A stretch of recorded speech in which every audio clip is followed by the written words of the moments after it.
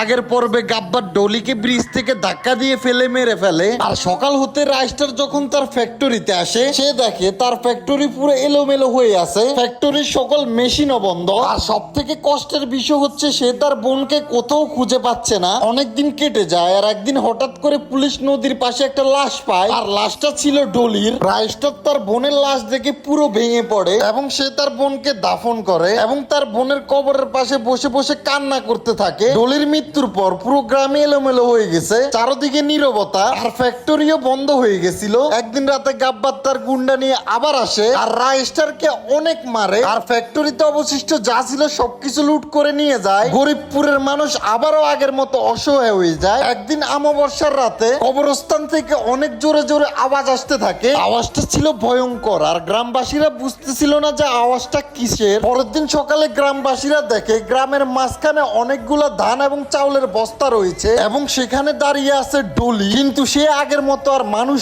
নেই। তার চোখ ছিল লাল এবং চেহারা পুরো রক্তাক্ত। তার চেহারায় কোনো হাসি ছিল না, ছিল প্রতিশোধের আগুন। আর সে রাতের বেলা গ্রামের সবাইকে ফ্রিতে ধান এবং চাউলের বস্তা দিত।